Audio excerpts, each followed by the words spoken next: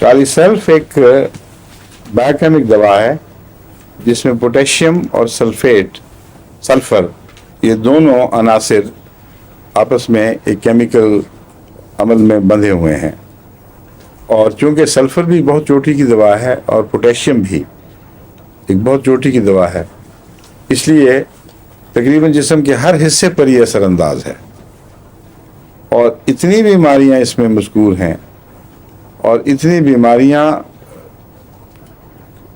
بیماریوں کا شفا پانا باقاعدہ اوتھینٹک ریکارڈ میں ہے کہ آپ کو میں سنا تو دوں گا، لیکن اس کو یاد رکھنے کا کوئی سلیقہ طریقہ نہیں ہے۔ ہر بیماری پہ یا تو اس کو استعمال کیا جائے، اس لیے جب تک اپنے تجربے سے یہ معلوم نہ کیا جائے کہ آخر وہ کون سی جگہ ہے جہاں کالیسلف استعمال ہونی چاہیے اور ضرور مفید نتیجہ نکالے گی، کوئی اور ذریعہ نہیں ہے اس کو معلوم کرنے کا۔ ہر چیز ملتی ہے اس میں، کچھ بھی آپ سوچ لیں وہ اس میں موجود ہے، کیونکہ پوٹیشیم اور سلفر بہت وسیع الاثر ایلیمنٹس ہیں جنہوں نے انسانی جسم کی تخلیق میں حصہ لیا ہے۔ اس وجہ سے یہ میں آپ کو سناتا ہوں اب اس کی باتیں۔ اب 3 دوائیں ہیں جن کے متعلق کہتے ہیں آفیشیل ریکارڈ ہے کہ ایپیلیپسی کیور ہوئی ہے، صرف اس میں آرام نہیں آیا، اور سلفر کا ایلیمنٹ ہے اس میں جو ضرور اس پر اثر انداز ہوتا ہوگا، کیونکہ کیلکیریا سلف بھی ایک چوٹی کی دوا ہے جس سے بعض دفعہ ایپیلیپسی روٹ آؤٹ ہو جاتی ہے، مگر ضروری نہیں کہ ایک ہی خوراک میں ہو، بعض دفعہ کچھ وقفے کے بعد دینی پڑتی ہے، کچھ متبادل علاج بھی کرنے پڑتے ہیں بیچ میں، لیکن کیوریٹو ہونا اس کا بے شک ہے۔ کالیسلف میں بھی یہی بات پائی جاتی ہے، لیکن کیوں کس ایپیلیپسی میں کوئی تفصیل نہیں پتا، اس لیے جو ہومیوپیتھس ہیں وہ اس کو بائیوکیمک کو اس لیے زیادہ اہمیت نہیں دیتے کیونکہ یہ ان کی وہ پروونگ نہیں ہوئی۔ اگر پروونگ ہو گئی ہو تو عین قاعدہ قانون کے مطابق آپ کو پتہ لگ جائے گا کہ فلاں بات یوں پائی جائے تو اس قسم کی ایپیلیپسی میں کالیسلف ضرور کام کرے گی۔ ایسی چیز آپ کو ان کی کتابوں میں ملتی، کہتے ہیں ایپیلیپسی کے لیے مفید ہے، تو توش تک بازی سے کام لینا پڑے گا۔ مگر اگر کہیں اٹک جائیں آپ اور دوسری دوائیں جو عام روزمرہ کی ہیں کام نہ آئیں تو پھر اس کو نہیں بھولنا چاہیے۔ بعض دفعہ یہ جو ہے نا بائیوکیمک دوا، یہ ایسے وقت کام آ جاتی ہے جبکہ دوسری دوائیں سب ناکام ہو جاتی ہیں، اس لیے ان کا علم ضرور رہنا چاہیے اور ذہن کے کسی گوشے میں محفوظ رکھنا چاہیے۔ اب کیا ہے ایپیلیپسی، لیوپس، ایپیتھیلیوما، تو ڈاکٹر صاحب ایپیتھیلیوما کیا تعریف کریں گے آپ؟ اسکن کینسر، یہ جو میوکس میمبرین کا کینسر ہے اس کو بھی ایپیتھیلیوما کے اندر لا سکتے ہیں؟ نہیں، اس کو کیا کہتے ہیں؟ اندر کی جو یہ کینسر کو سنا نہیں، اینڈوتھیلیل کینسر،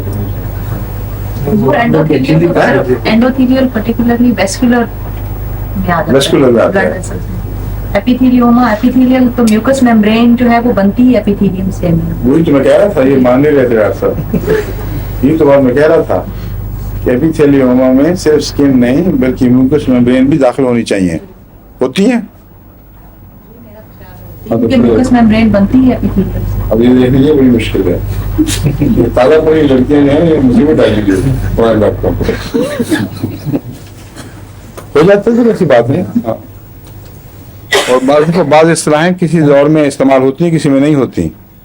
اب ایک اصطلاح ہیپاٹائزیشن تھی، اس کا ڈاکٹر مجیب صاحب نے صاف جواب دے دیا تھا کہ کوئی ایسی اصطلاح ایلوپیتھک میں نہیں ہے، اور وہ اصطلاح یہ ہے کہ جب نمونیا وغیرہ میں لنگس کی کنسسٹنسی جگر کی کنسسٹنسی سے مشابہ ہونے لگے، اس کا مطلب ہے کہ وہ سولیڈیفائی ہو رہا ہو، تو وہ بہت خطرناک صورت ہے، پھر ایسا مریض بڑی جلدی مر جاتا ہے۔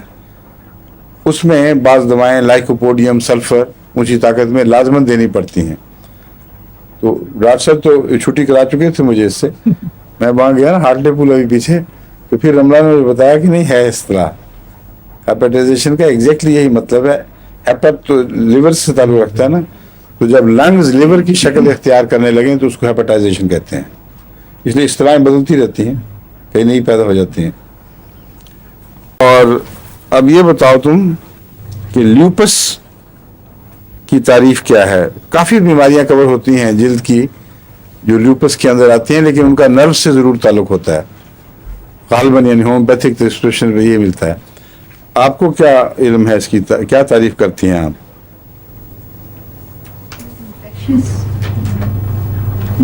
स्किन की disease होती है जिसमें ल्यूपस आम इन्फेक्शन नहीं है। ल्यूपस तो वो इन्फेक्शन है जिसका इलाज ही नहीं अमलन इनके पास कोई। अक्सर अमेरिका से जो मेरे पास मरीज आते हैं, ल्यूपस ज़्यादा औरतों में है मर्दों के मुकाबले पर, और अमेरिका में बहुत है कसरत से। जी ऐसा भी सिस्टेमिक लूपस क्या? lupus erythematosus, autoimmune disease. हाँ, अब वही मैं कहता हूँ, असाब से कोई ताल्लुक है या डिफेंस सिस्टम से ताल्लुक है? जी उस- ऑटो इम्यून है इसमें हाँ। खुद ही उसकी वजह से जिस्म के ऊपर जिल्द पे खास तौर पर बीमारियां मुख्तलिफ शक्ल की पैदा होती रहती हैं। उनका इलाज इनसे होता नहीं और मरीज फिर आहिस्ता आहिस्ता विदर आउट कर जाता है।